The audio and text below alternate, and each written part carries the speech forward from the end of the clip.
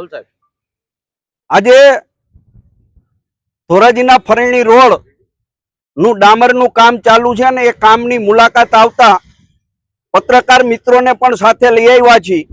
આ રોડ માં ડામર નાખ્યા વગર કાંકરી પાથરવામાં આવી રહી છે। 26 તારીખે આ વિસ્તારના ધારાસભ્ય શ્રી આ રોડનું ખાતમુહૂર્ત કરે અને આજે આ રોડ ખાલી ધૂળ ભેગી કરતા હોય, માટી ભેગી કરતા હોય એની જેમ આ કાંકરાઓ ભેગા થઈ જાય છે। ડામરનું પ્રમાણ નહીવત છે। રોડ ઉપરનું કામ ચાલુ હોવા છતાં એક પણ અધિકારી આ રોડ બની રહ્યો છે ત્યાં હાજર નથી। ટેલિફોનિક વાતચીત કરતા વરસાદને કારણે રોડની આ સ્થિતિ છે એવું જણાવી રહ્યા છે।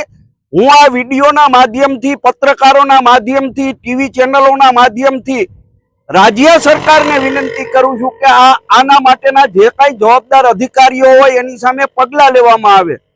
આજથી 2-3 મહિના પહેલા જુનાગઢ રોડનું કામ આ જ રીતે હાલતું હતું, એ કામ અટકાવવામાં આવ્યું। કામ સરકારને બતાવવામાં આવ્યું કે આટલું નબળું કામ ચાલી રહ્યું છે। એ કામ આજની તારીખમાં અધૂરું મૂકી અને કોન્ટ્રાક્ટરો વયા ગયા છે। આજે આ ફરેણી રોડની પણ આ સ્થિતિ છે। ધણી ધોળી વગરનું આ ખેતર હોય અને બાવો રખોલ્યો હોય એની જેમ કોન્ટ્રાક્ટરો કામ કરી રહ્યા છે। જો આ કામ યોગ્ય રીતે કરવામાં નહીં આવે તો કોંગ્રેસ પાર્ટી દ્વારા આ કામ અટકાવવામાં આવશે।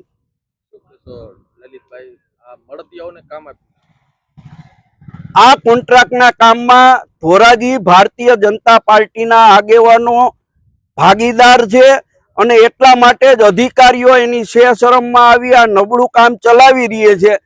આ કામ 1% ડામર વાપરવામાં નથી આવ્યો, એ અમે તમને રૂબરૂ બતાવ્યું છે અને છતાંય સરકાર કોઈ પગલાં નથી લેતી, એ પણ નવાઈની વાત છે। તારીખે આ રોડના કામનું ખાતમુહૂર્ત આપણા ધારાસભ્યશ્રીએ કહ્યું 3 કરોડ રૂપિયાના ખર્ચે આ કામ છે।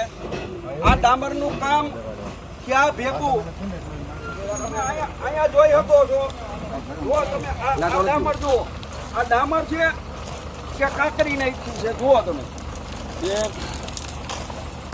આ ડામરનું કામ તમે જુઓ। આમાં ડામરનું નામ દેખાતું નથી। આવો જ ડામર જુનાગઢ રોડ ઉપર કર્યો હતો અને જુનાગઢ રોડ ઉપર અમારા કોંગ્રેસના પ્રમુખે આ કામ અટકાવ્યું। આજે 4 મહિના થયા, 4 મહિના પછી પણ એ રોડનું કામ કરવામાં નથી આવ્યું। અત્યારે આ રોડની સ્થિતિ તમે જોઈ શકો છો ને આમાં ભ્રષ્ટાચારનું કેટલું પ્રમાણ હોય એ સ્પષ્ટપણે દેખાઈ રહ્યું છે।